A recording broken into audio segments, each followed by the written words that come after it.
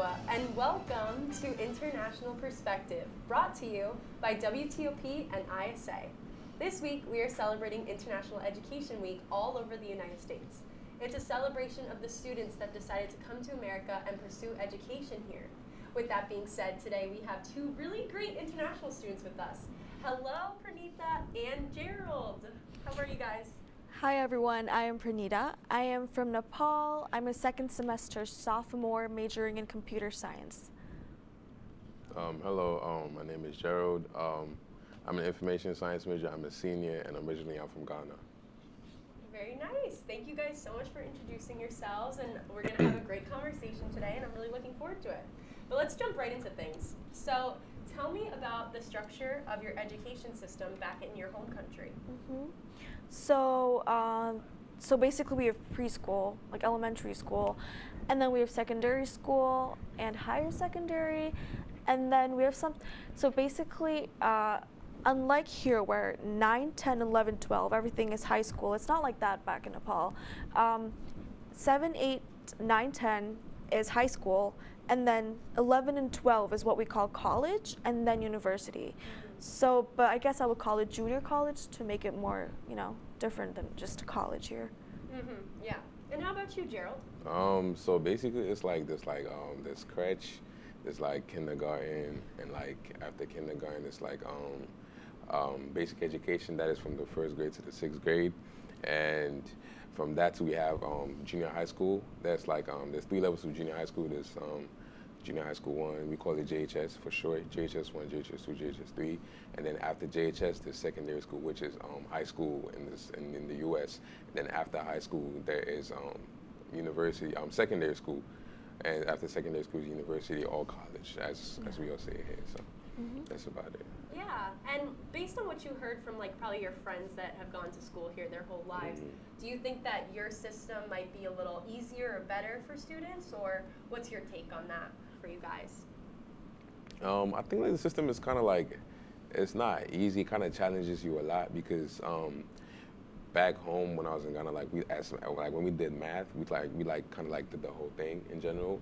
We did not split it into parts, so we kind of did geometry, trig, algebra, everything in one. And then so it kind of when I came here, for me personally, when I came here, kind of gave me a bit of understanding about everything. So I was kind of able to work my way through, which kind of helped me out a little bit. But we do everything in general, and then when you go to secondary school or college and stuff, and you split it into what you want to do specifically with your major and stuff. Yeah. Exactly. Yeah. That is very similar to Nepal. Until high school, we don't really have, math, for example, algebra 1, algebra 2, pre-calculus. Everything is just math. And even for science, it's just general science. We don't differentiate for biology, chemistry, or anything like that. It's just general. And then afterwards, like I said, in junior college, that's where you choose your stream. So you either want to go to biology or physics or humanities. Yeah, so I think that's really interesting that you guys were so focused on the education that you were really pursuing. For you guys going into computer science and going to information science, do you guys feel prepared as in that kind of, not preschool, nursery school, but more that middle school area and high school? Yeah, I'm really I feel kind of prepared, especially with the math track and the science too, because with that, I'm not kind of I'm hesitant. I'm very confident to go in it because I've been through it. I have basic knowledge of it, so it kind of gets me a little an upper hand basically with it. So I'm kind of I feel confident when I'm doing stuff like that. Yeah. Yes, even though I took biology though, and now here I am with computer science degree, it really wasn't that hard to transfer. I think it's the way we study back in Nepal, where everything is just theoretical and just learning memorizing everything. So yeah. All right, so let's move on to what high school was like for you guys. I remember high school, not the best time, but it was really fun, and there was a lot to learn that I took away from it. Just my personal experience. But I want to know about your personal experiences. Tell us about it. For me, high school, I feel high school, growing up, it was a very tight knit because we started from kindergarten, we worked our way all the way up to junior high school. So the friendship-wise was like the bond was very like tight knit because we literally grew up together with the same class. The only exception might be if like they move away from somewhere, like they relocate or something like that. There's always new students coming in, so it's kind of like a bond that we formed with my friends and that, and I'm still friends with them. So yeah, it was a good experience basically. Yeah. That's so nice to see, like that tight knit community that you have. I went to a big high school, so it was a little different for me. But how about for you, Pranita? But yeah, my high school was also, we didn't really have a lot of students, and there was just one section with around like 25 students, and those 25 students we basically grew up together since like first grade, and they just hold a lot of memories. It was just like, and my school wasn't really that big as well, so it was like a family. Like the teachers knew what the students do and what their parents do, and it was like, and the students know what the teachers do and everything. So it was not just like education level wise, like there was deep relationship with them. That's really nice to hear. I'm glad that you could share that all with us. But we're gonna take a quick break. Stay tuned because you definitely want to hear more about Gerald and Pranita after the break.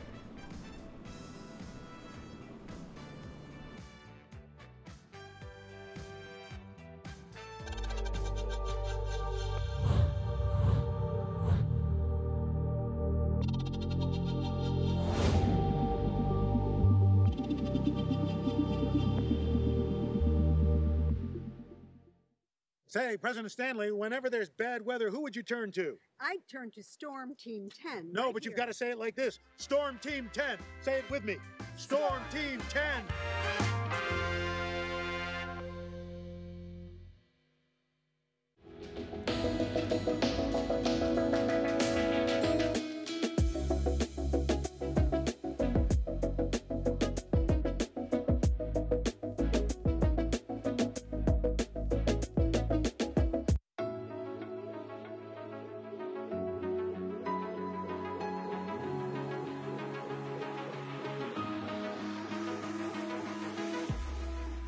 Roll it.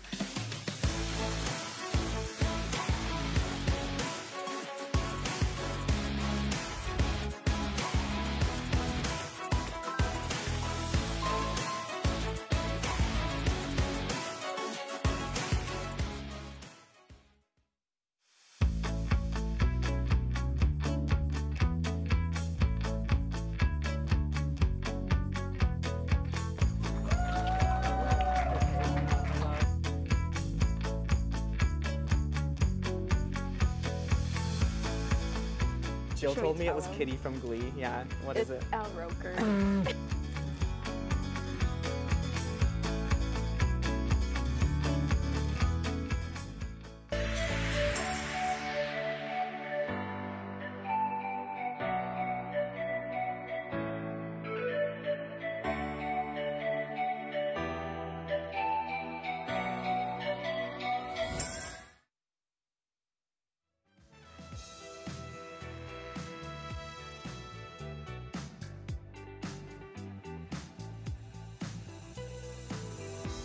Welcome back to ISA's Special International Perspective.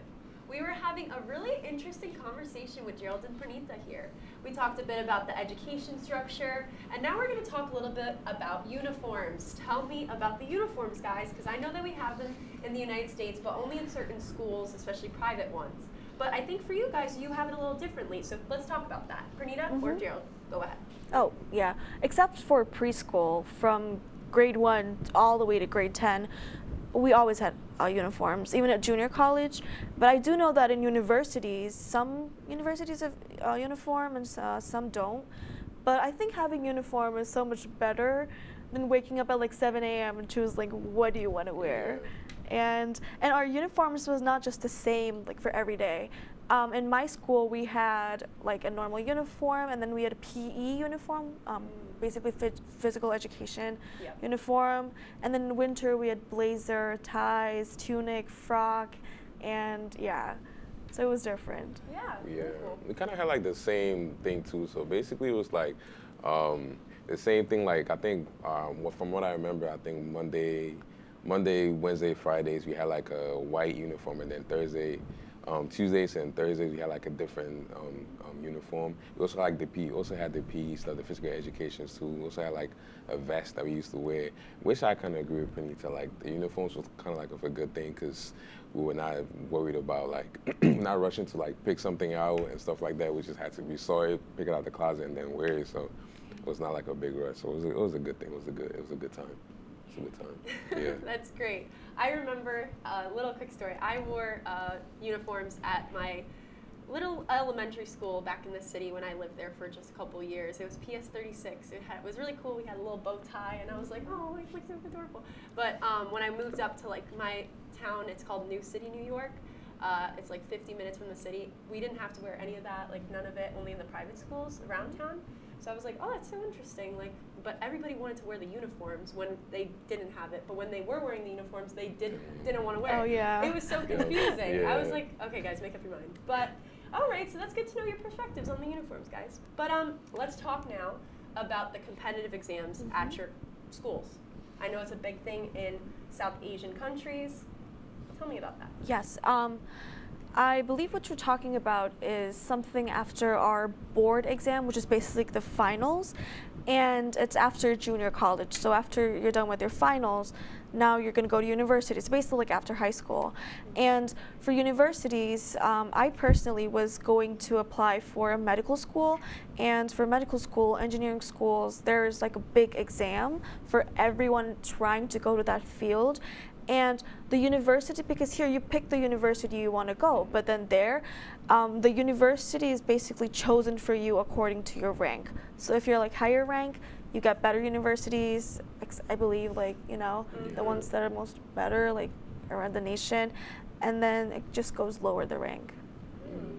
I think back in Ghana too, we had like, so like for every grade that you want to progress, so if you want to progress to the first grade to the second grade, you had like end of term exams where everybody had to take it, and then you had to take that from the first grade to the sixth grade, and then with the junior high school too, like the first grade, the first level, second level, and the third level, it was like mock exams, but like to just like prepare us for like the state exams that was called BCE, which was like the nationwide exam that all the junior high schools were gonna take to place us into a secondary school. So that was that too. So it was a bit challenging, but eventually, you know, we all had to prepare and take it. So that was something about. Yes. Yeah.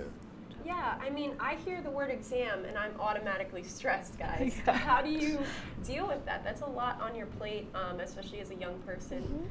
Yeah, talk us through that. Even like adding up to Gerald's point, even when you change your school, like secondary school, we used to have like entrance examinations.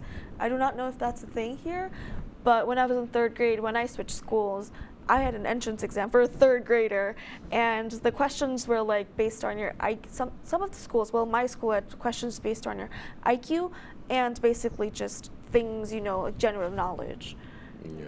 Yeah, how did you deal with that stress of exams? I think we were kind of prepared for it because, like I said earlier, like the mock exams, like with junior high school, we used to take mock exams, and after the mock exams, like we used to get results, and like those results would determine like where we were gonna get placed in class. So we had 3 classes where we're split into 3 divisions. So like let's say like junior high school, the first level of junior high school, we had like sunflower. We had names for it. So basically, it was sunflower, Victoria, and Violet. So whoever, like the first 30 people like were placed in this class, the second 30 were placed in another class, and like just like that respectively. So we like kind of prepare for it, like for the first level and the second level, and then the third level we take the actual the board exam, the nationwide exam. So yeah. All right. Well, tell me more about this teacher-student relationship that you might have had back in your home country. It's a little different here, I heard, from what we were talking about earlier. So tell us more about that. Yeah, so I mean, back home, the teacher-student relationship was kind of a bit fear attached to it, because we revered our teachers like the absolute, you know, we can't like go past them. The word is final, basically. But so they like have that final say. yeah, You they have can't, that like, final say. Yeah, it was okay. it was like a strict student teacher relationship, and like I did have some teachers where like my parents knew them and like they were very calm with them, and they kind of like checked up on them, like my second parents like in the school, because they were always like checking up on me and making sure I'm okay, and like that was like my first point of contact that my parents needed something. So it was like that. There was always gonna be that teacher who was gonna be there for you, but at the end of the day, business is business. So like, I had to like stick to it. So you couldn't like beat around like the bush if something was to happen, basically. But yeah. Yeah, for sure. How about you, Pranitha? Yes, I agree with Gerald. Discipline and respect is it's a very big thing, and even like whenever in different classes, whenever a teacher like comes to the class, like everyone has to stand up and be like, "Good morning, teacher," and after the class ends, you have to go and be like, "Thank you, teacher." And then even for bathroom breaks, also you can't eat food in class. Exactly. And even when you're going to the bathroom, you gotta ask permission. And sometimes in my school, they give you a card to show that you're not just bunking around. Like, I'm here just for my bathroom break. Wow. And there are also for water. It was a very strict back then, but later on they kind of got loose. But you couldn't drink water when the class is going on. You got to ask your teacher about that.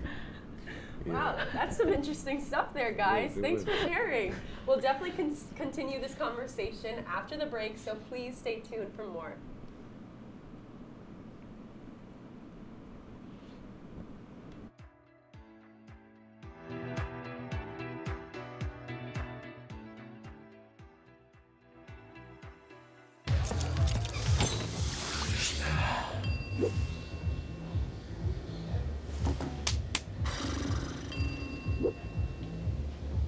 If you need to do something to feel okay to drive, you're not okay to drive. Don't drive buzzed. Shine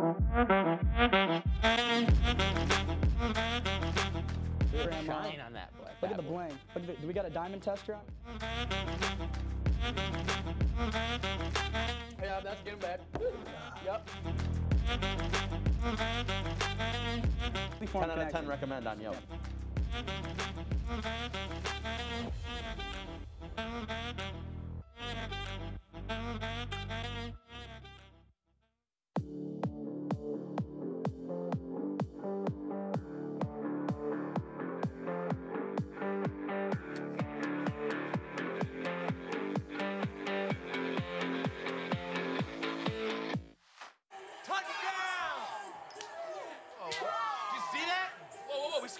We scored, going to the playoffs. I can't believe I missed that. Every time I'm buzzed, I spend too much time on my phone. What? I should take your phone away. No. I'll call for a ride. Hey, why does my face look like that? I'm playing with these new face filters. Okay, you know what? Yep, that's mine. I'm gonna need that back. No. Kevin!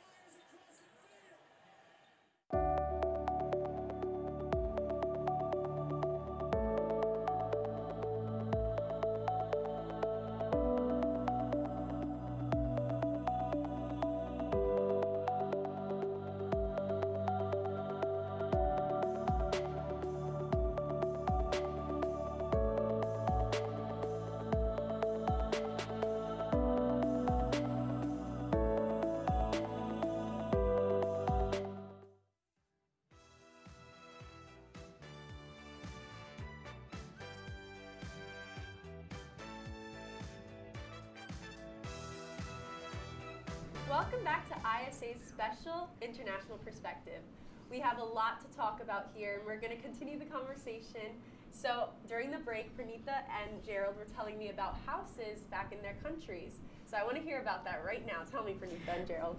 So basically, we had 4 different colors, and they were named after mountains because Nepal is all about Himalayas and mountains. And for my school, the houses were named after the mountains, and there were students in those houses, and there were like competitions, like we had, whether it was like intramural sport competition, art competition, like spelling bee competition, it would be like those houses going against each other. And then we used to have like best house of the year, and just different just something extra apart from just education, for just the extracurricular activities. Yeah. Yeah. That sounds fun. How about for you? What's Same that thing. experience? Same thing. Like she said, like they use colors, but we use like flowers. So like Victoria, violet, and then sunflower. So I was in Victoria at first, and then we had a whole reshuffle with the classes, and then I got moved to violet. So basically, it was like we used to like have like sports stuff, like not even sports days, like PE days. Like we used to like split up and then like play games. Like there's like a little rivalry going on between like the classes and stuff. Like we just used to like make fun of each other. Like, hey, our class is way better than you. Yeah. We beat you guys at soccer. We beat you guys at tennis and stuff like that. So like it was like a nice experience too. So at the end of the day, it was like at the end of the day, like we kind of like just bonded over that, and just like even though like we're rivals, at the end of the day we're still students, and we just like share the same experiences. So it was a nice thing. Yeah. That reminds me of the classes in high school, freshmen, sophomores, juniors, seniors. We always had like it was fun, a nice day to just go against each other and like games outside. It was always a good time. Yeah. So that reminded me of it. Thanks for bringing me back to my high school days right now. But yeah, I mean, you just spoke about the extracurricular activities. Tell me about those. What did you do in Nepal, and what you've been doing here, I guess? In Nepal, like every day we had one period for extracurricular activities. So it was art, music, pottery, dance.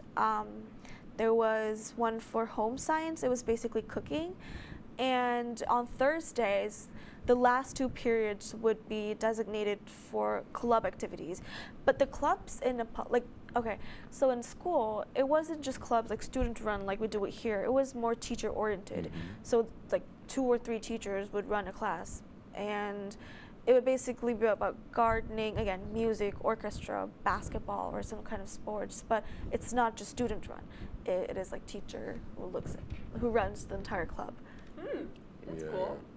We had the same thing too, but ours was like I think Monday, Wednesday, Friday, or something. But like we used to start class at 8 and then end at 4. So from 3 to 4 is called club activities, and like we used to, like that's when like the clubs come out. We had the cadet, we had like the music club, we had the cultural club where they do dances and stuff. We had like the dancing club, and I was in the music club, so I used to like go and then like go learn how to play the guitar, like learn how to play the piano and drums like that. So it was just like something like outside of school that kind of like not only like Panita said, not only education, but like just just to like get yourself involved around and like just like do stuff too and learn different stuff. That's great. Yeah. I love that they emphasize extracurricular activities in your countries, because we had extracurricular activities after school, and I feel like that kind of threw it off because people would just go home after school, I'm heading home, going to the bus, you know? So I like that they dedicated like time to being involved as a student, but also as like a citizen, a learner, person that is just interested in general about different aspects of their life. So that's really cool. What types of clubs though were you guys involved in? Like, were you seeing the art club a little bit? Like, what? I know you talked about soccer. Was that something?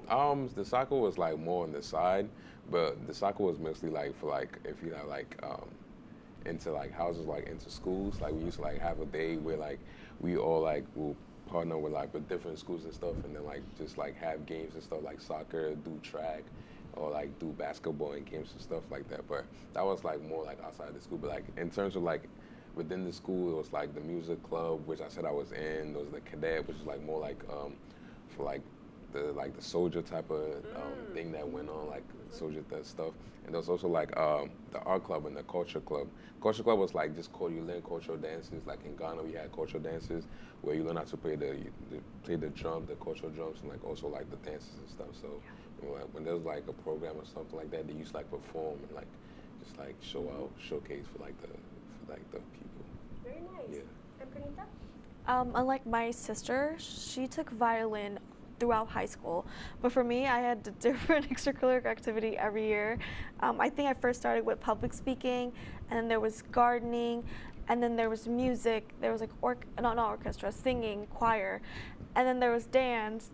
And I remember on the last, I think I took Zumba, and I ended up like that.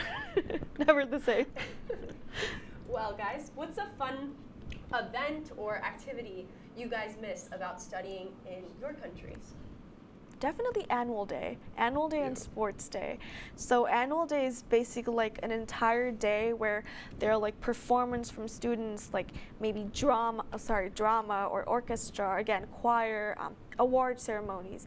But I feel like rather than these, and in sports day again, like competitions and things like that, but not just the event itself, but the process of organizing that event. You know how people used to bunk classes to like just be like, oh yeah, I'm going for my dance practice, but to be honest, no one was doing it. Yeah, they're just bunking. But no, the teacher can't be like, oh, but you're bunking classes. No, like we're doing annual day practice. This is. I love that you say bunking class. It's like skipping class for us. Right. Yeah. That's funny. Yeah, we used to have like programs for like the inter sports and like the inter houses and stuff like that. We used to like there was this place in Ghana called like the Elwak National Sports Stadium. Like school used to just go there and then like we used to just rug it out with like rival schools and stuff. So we just play games and like just do sports activities and stuff. It was also like something within the school called, I think, it was like a thing where like people like book vendors used to come to the school and like advertise their books and stuff. Then we used to have like people read books, people like have a spelling bee competition, a talent show, or like just anything that would like just showcase like the students and like what they can do. So it was kind of a fun thing basically, yeah. Yeah, and I know we don't have a lot of time left, but I want to hear one fun thing you like doing in America. Tell me right now, guys. Definitely that everything is not time constrained. Like for example, at school, like there was a period designated for extracurricular, or if you want to go swimming, then the school would have to book a swimming pool here and other clubs. But here, like if I want to go swimming, like right after class, I can go swim. If I want to go for a run or something, like like everything is like I can make my own choices at any time, and it's not just I'm not dependent on someone else's time or period. Yeah. Sure. I mean, for my fun memories that I like, it was probably just like the freedom to like just go like do stuff like. They had Sweatman Gym, this indoor soccer. So like I don't have a specific time constraint where I need to do it. It's like when I'm done with my classes, it's here, I can go. There's nobody like stopping me. So it's like it's that kind of freedom, and also like Lee Hall, you can just go swipe your card, play basketball, and do stuff. So it's like the freedom or like the independence that you kind of have, kind of like it, yeah. Wonderful answers to all these questions, guys. Now it's your time to say hi to your family and friends back at home. So the floor is yours. Gerald, go first. Yeah, I want to say shout out to my parents. Hello to my parents. My school, Compass Academy, so the boys that graduated and everybody that graduated in 2016, the batch of 2016, much love to y'all. Yeah. Very nice. Pranita? I would like to give a huge shout out to my parents, to my family, my sister, my brother, my grandma, my mom, dad, my friends, and my friends here as well, because all of these memories and all this experience is what makes, oh, that's such a cringy line, but I really mean it. Like all this experience really mean a lot to me. Thank you, guys. I really appreciate this. I just want to ask though, did you guys enjoy this time talking about your international education? Like, I want more things like this, and I hope we can get it. So. Yeah, it's good. It's like very like nostalgia. So kind of makes me miss it. Like back then, it's like wow, talking about this really like nice and cool. So yeah, it's a good experience. For sure, I love that. Same for you. Of course, and. Like, back then you really wouldn't think much of it. It's like, oh yeah, I'm doing this, I'm doing that, going to that activity and stuff. And now, like, when it's gone, and now you just realize how special those memories were. For sure. It's a lot of good memories. Yeah, there's a lot of good memories. You guys reminded me of mine. It's so nice to see like how your education is different, and then mine is different from yours both, and all of it.